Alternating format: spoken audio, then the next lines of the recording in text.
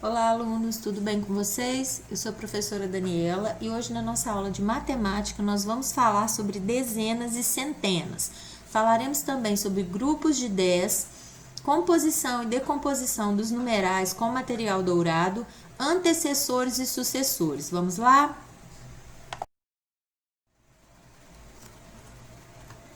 Representando com o material dourado. Então, aqui eu fiz uma adaptação das atividades da nossa apostila, tá?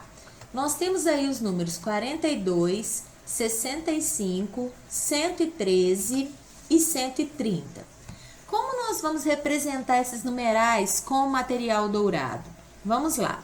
42, eu vou representar dessa forma: 4 dezenas e 2 unidades, ou seja, eu preciso desenhar 4 barrinhas para representar as 4 dezenas e dois cubinhos para representar as 2 unidades. Então, aqui eu representei o numeral 42.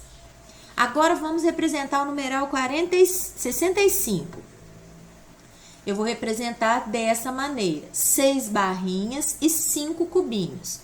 6 barrinhas para representarmos as 6 dezenas e 5 cubinhos para representarmos as 5 unidades. Dessa forma, eu representei o número 65 com material dourado.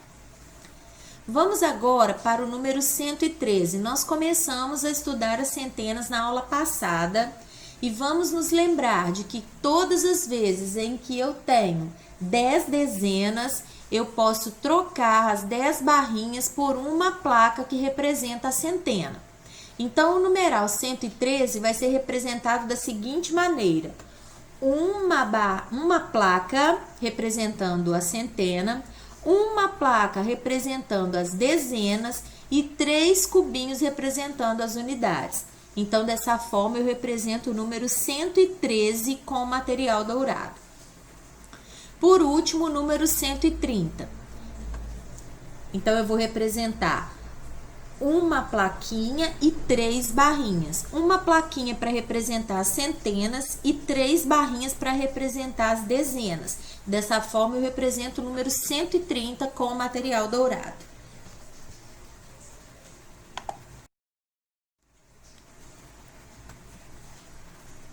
Se nós observarmos a atividade que nós acabamos de fazer no slide anterior, nós vamos agora escrever quantos grupos de 10, ou seja, quantas dezenas tem cada número.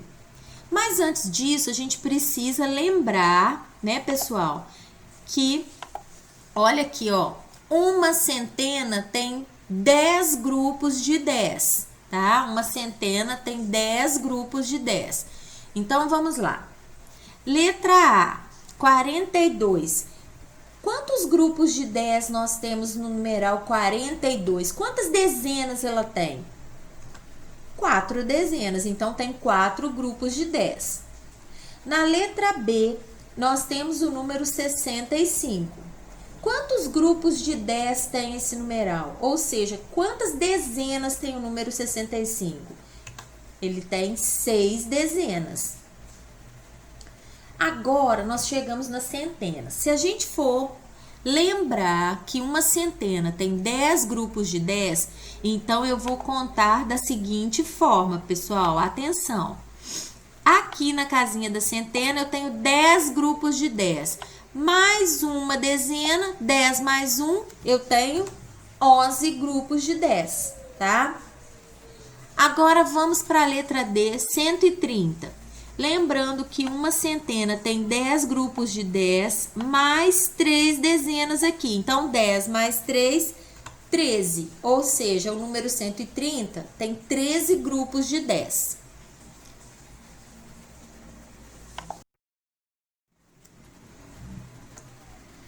Continuando, nós vamos precisar agora relembrar sobre os antecessores e sucessores de um numeral.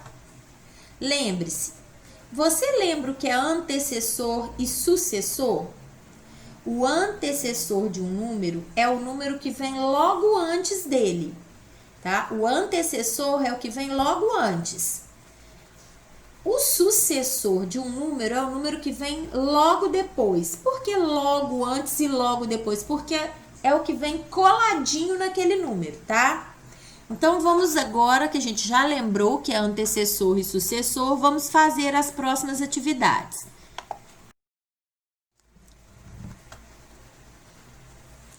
Nessa atividade, número 3, nós vamos completar a tabela. Vocês percebam que essa tabela, em cada linha, vai ter representação de um antecessor, do número principal, a representação desse número principal com o material dourado e depois, na última coluna, o sucessor. Então, repetindo, na primeira coluna, aqui na primeira coluna nós temos o antecessor, na segunda coluna nós temos o número principal, na terceira coluna a representação do número com material dourado e na quarta coluna o sucessor do número principal. Então, nessa primeira linha aqui, nós já temos o antecessor, que é o 33, o número principal é o 34 e o sucessor do 34, que é o 35. Está faltando a representação com material dourado. Então, agora, nós vamos fazer essa representação com o material dourado do número 34. São 3 dezenas, ou 3 barrinhas, e 4 unidades, representado pelos 4 cubinhos. Agora, nessa segunda linha, nós temos apenas o sucessor e a representação aqui com material dourado.